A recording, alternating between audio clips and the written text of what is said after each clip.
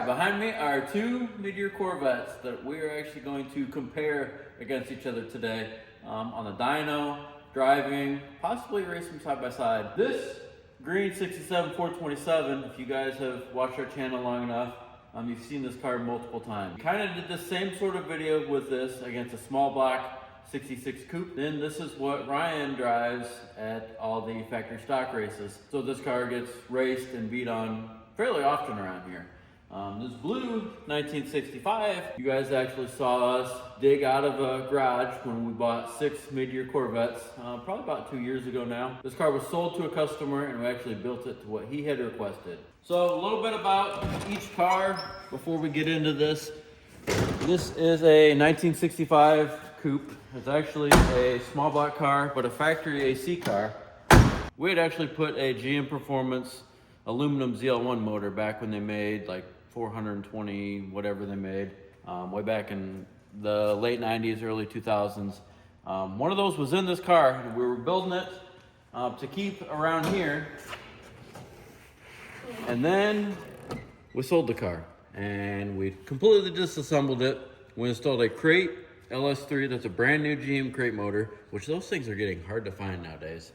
It has a built 4L60 transmission in it. The car has air conditioning. It has electric fans, power steering. It's built to kind of look original until you open the hood and realize that it's not. Behind the factory rally wheels and red lines, it has Wilwood brakes on it. It does have tubular control arms.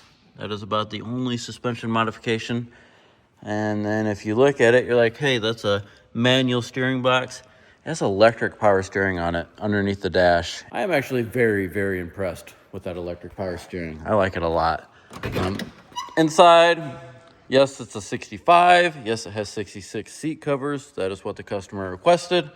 But you'll see that it is just factory looking. The gauge cluster is all factory that we restored ourselves and then put the vintage air kit in it. And this thing actually turned out really, really nice. This is a really fun car to drive. Still has the independent rear suspension, full exhaust. That is a 410 rear gear, which makes this thing even more fun to drive. This car is being shipped out to Florida probably 2 or so weeks from now.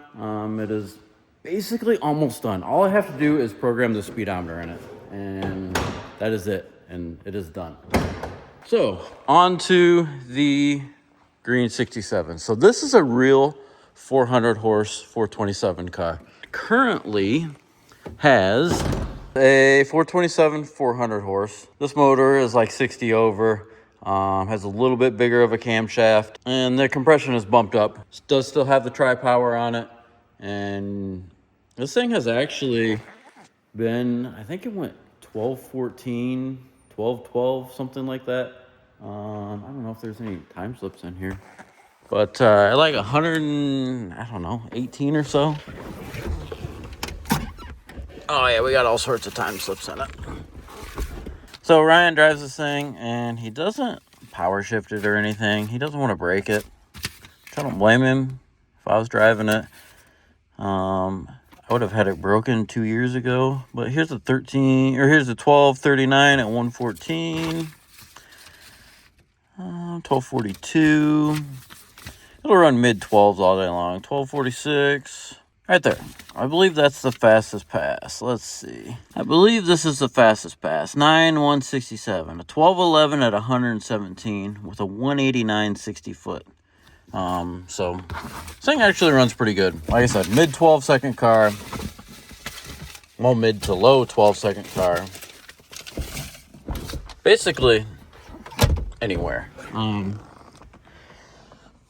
only modification, her shifter.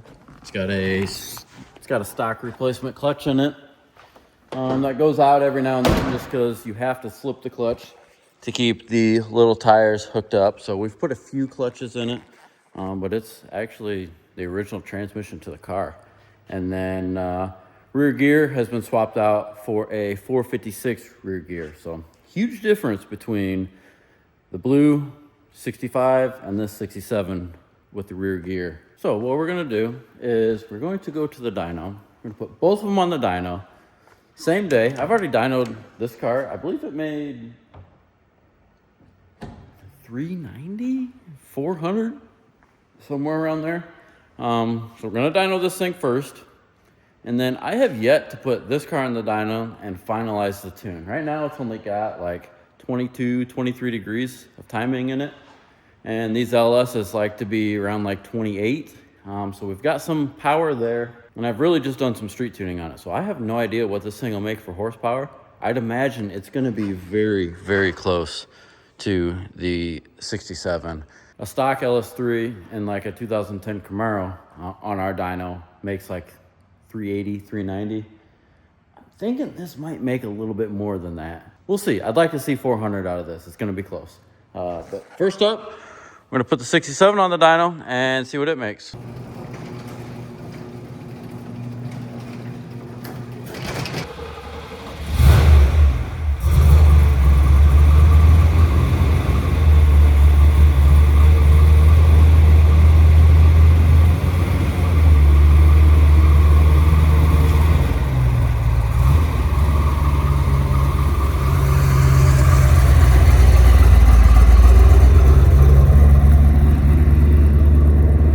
As most of you guys know, we put the first Fast Racing Series car into the 8-second zone a couple weeks ago.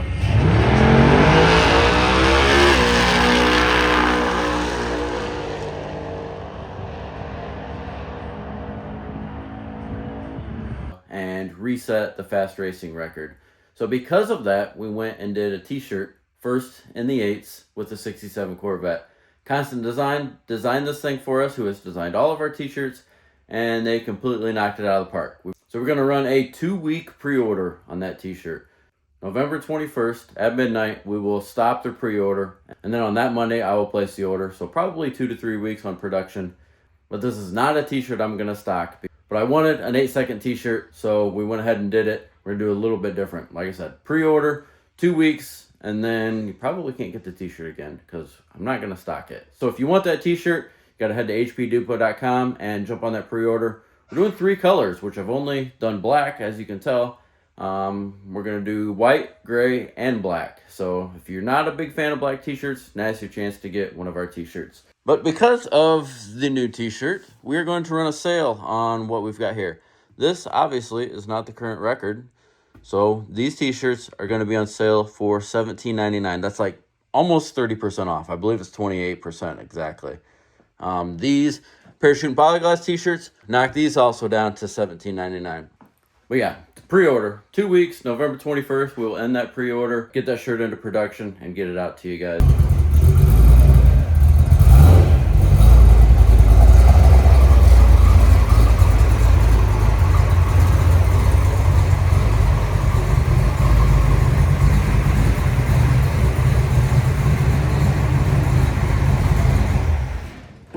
So we have this thing on the dyno, and here are the power numbers this thing has made. Looks like 412 was the most we've made, 390, 370, 403, 391.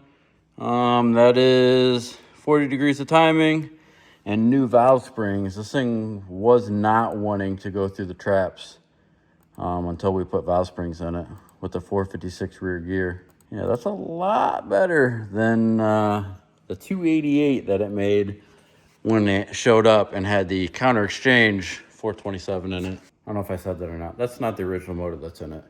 It did show up with a 427 counter exchange block though. All right, there we are, 412. So let's warm this thing up and make a few pulls. Probably just make 2.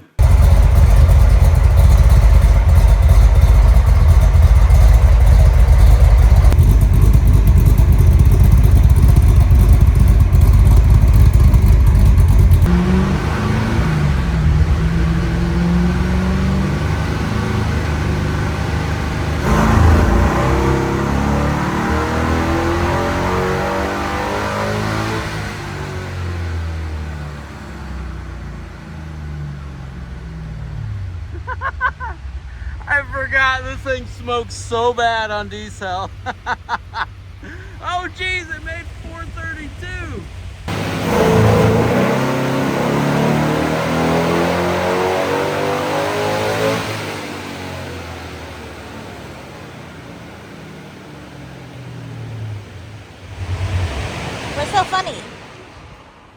I forgot how bad it smokes. It smokes so bad, my eyes are burning. It just made 432 horsepower. Yeah, that's good. Put her up. Next. Oh my gosh. They usually make more on the second pull too. I'm gonna open the doors. Ryan, you gotta fix the valve seals in this thing. Holy cow, I forgot about that. I thought it was on fire. Oh my gosh, I can't believe there's still oil in it. Is there?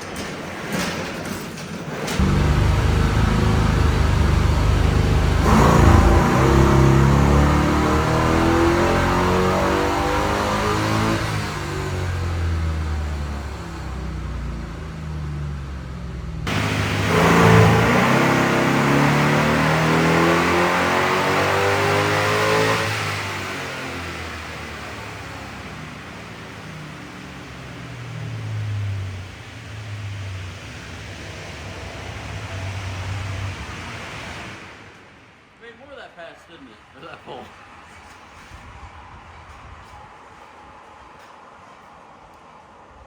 Man, I don't know if that LS3 can make this much power. I thought for sure the LS3 would make more than this. Yeah, 439 horse. They're like 6,000, and then it falls off so hard. You see how much this thing falls off right at like 6,000, 6,200. It just right off. I mean, we're talking basically 440, 394, basically 50 horsepower, 45 horsepower. That is crazy. All right, let's get this thing off of here, bring the 65 over, and see what that does.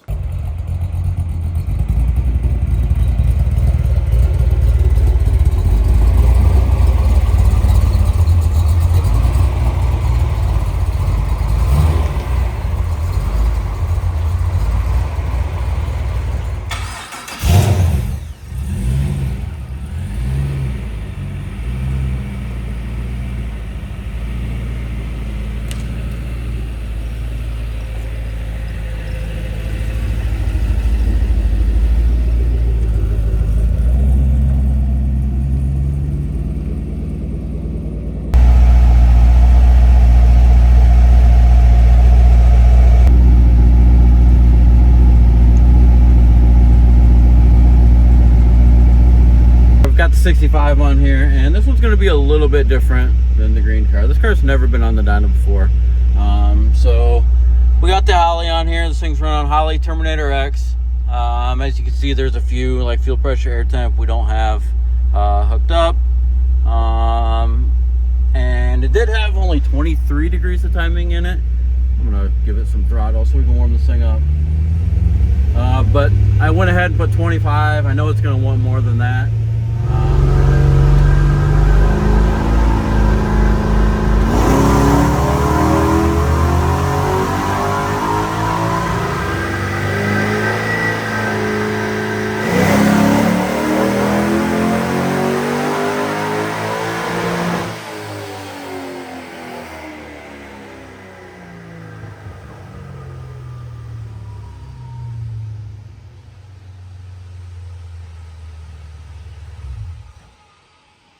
Got a little bit of the rev limiter. I'm going to move that up just a little bit. It's right at 7 grand. I'm going to look over the log a little bit, make sure we're good everywhere.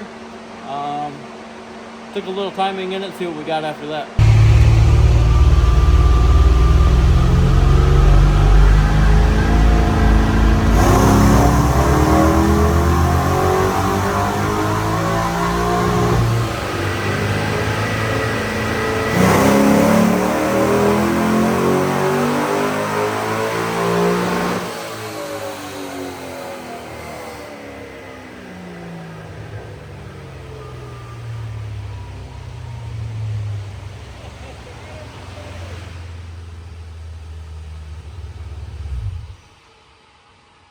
So Craig, the owner of this car, bet $100 that it wouldn't make 400.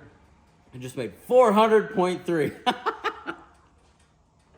I'm just gonna go ahead and pull that 2 degrees out. Just let it ride at 25 degrees. This thing does not need to be max effort, and it's not worth 1 horsepower per timing. It's just not worth it at all.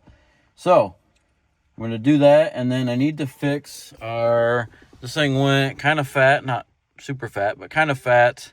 You can see it right here. Above 6,800.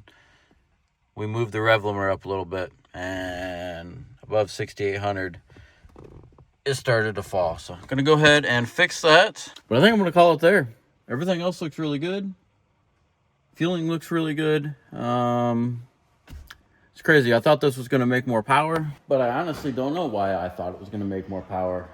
Because a completely bone stock LS3 6-speed car made like 385 or something like that on this dyno. I guess where I thought it was going to make more is my grandpa's 62 Corvette. You guys have actually seen a video of us dynoing that car. That made like 430. But now that I'm thinking about it, this dyno and a lot of dynos, tight torque converters make way more horsepower. My grandpa's just got a factory converter in his car. This has got like a 28 to 3200 stall, yank stall converter in this thing. So this converter on this dyno is going to eat up a little bit more horsepower than, say, if this thing had like a manual in it, like the green car, for instance. This thing can make more horsepower. They probably make right around the same, but automatic cars and dynos, they don't agree with each other. But yeah, I am super happy with 400 horse, mainly because the owner of the car didn't think it was going to make 400. We made 400.3. So that's good enough for me. Let's compare these two. All right, so what we've got is this green line is what the green Corvette actually made. I don't know why in the world it just made 440 horsepower. 430, I have no idea why that thing just made that much power. So really these motors fall off about the same. 6,200. The big block definitely falls off a heck of a lot quicker. But the little LS, it's falling off about the same. I mean, they're really close to each other. Big block makes more torque, obviously. But yeah, that 67 for some reason is making some horsepower tonight. That's crazy. Pick up 30 horsepower just by putting it on the dyno after you beat on it for 2 years. It's been like 2 years since that thing's been on the dyno. So yeah, that gives you a horsepower comparison. Basically, bone stock LS3. I think these are 10-to-1 compression, 376 cubic inches versus that motor in the 67, which is 440 cubes. I think it's probably a touch over 12 and a half, maybe. We run 110 in that. This takes 93 octane. But yeah, I'm gonna get this thing off the dyno. We're gonna wait till morning time because it is pitch black out, and we're gonna take both of these cars for a spin. All right, we are in the 65 LS powered coupe, and we're gonna drive both the cars around. So this thing drives really good down the road. There's 2 things I gotta do. One, move the steering wheel over just a touch. It is like barely off, just ever so slightly. And then we gotta program the speedometer. I've put probably 400 or 500 miles on this thing. It has been very problem-free. The thing actually is kind of fun to drive. And even though it made only 400 horse, it absolutely rips. I mean, it runs very, very well. The electric power steering on it is super nice. It's even got an adjustable knob that we put under here to make it easier to steer or harder. When it was really easy to steer, almost you could just like put one finger on it. You like chased it driving down the highway. Tighten that up, and it actually drives really, really nice. All right, I know people say automatics are not fun to drive, and 4-speeds are way more fun. And yeah, a 4-speed would be fun, but this is also fun.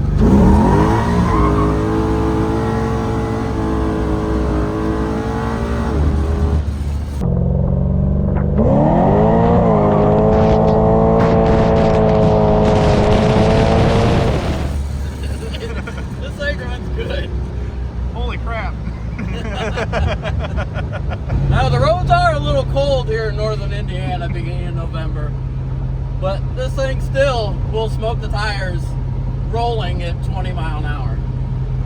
That might only be 400 horsepower, but I think it does the job pretty well. It doesn't run like it's only got 400 horsepower. Not at all.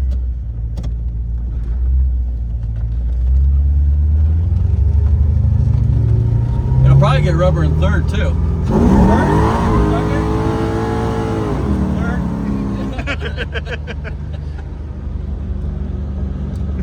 Oh my gosh. Yep, she'll chirp the tires in third.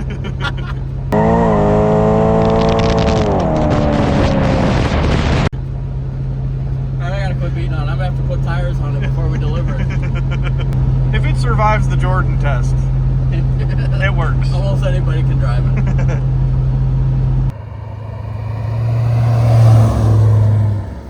Alright, the old 67. Ryan's ride when we go racing. What's fastest you been? Is it the 1211? 1201. Oh, you went 1201. 1201 at 100, almost 118. Because I found a 1211 in there. So yeah, 1201 at almost 118. And this thing drives like crap. It's all over the road. It does not drive like that 65 does. I mean, this is a good driving car, but it's got bias ply tires on it, weak, wore out suspension. For being as old as this thing is, this thing drives really nice. But compared to the freshly restored car, this just isn't the best driver. Got a little bit of rattle, that's all right. That might be the MSD box in the glove box rattling around. Could be. We're gonna need that for when I miss a shift. See if it'll scratch third.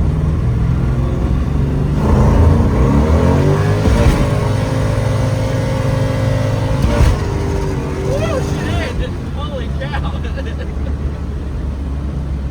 Oh, by the way, this thing smokes a lot.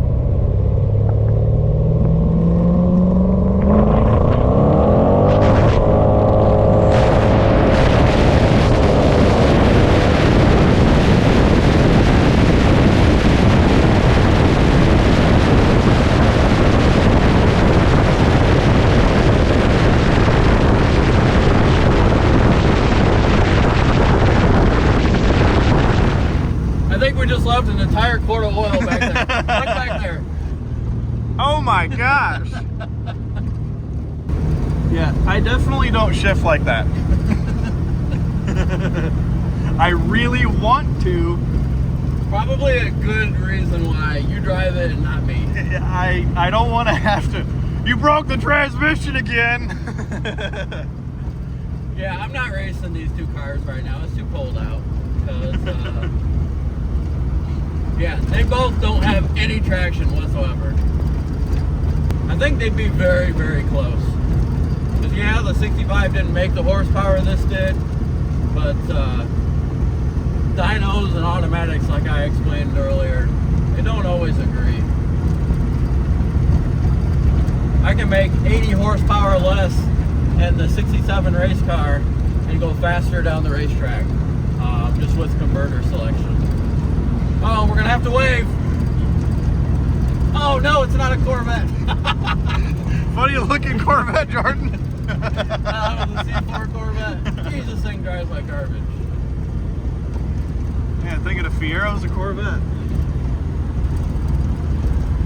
Just a funny looking C8. Yep.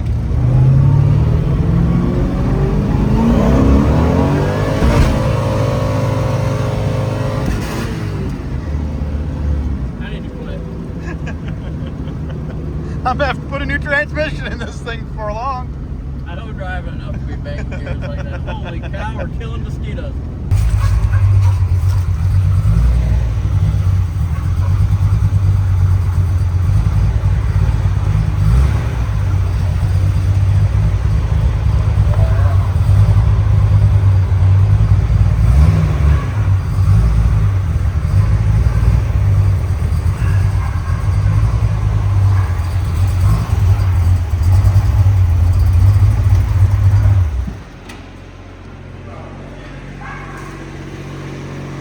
Alright, well that's going to wrap that up.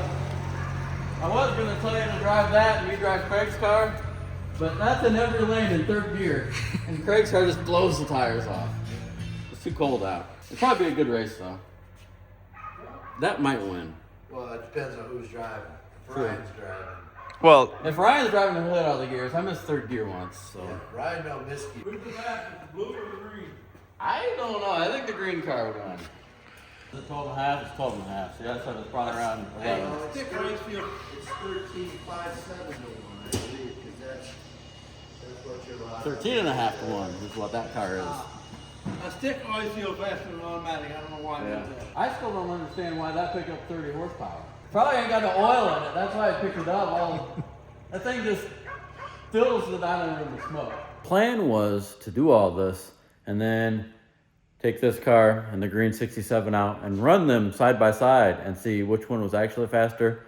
But as you saw, the roads up here in northern Indiana, early November, are just way too cold to be able to beat on these things side by side. And sadly, we just weren't able to do that. Don't forget to head to hpdepot.com, grab yourself the new Horsepower Depot t-shirt. That is the 1st and the 8th t-shirt. We're gonna run a pre-sale on that for 2 weeks, but that's gonna wrap this video up. So thank you guys for watching, and we'll see you on the next one.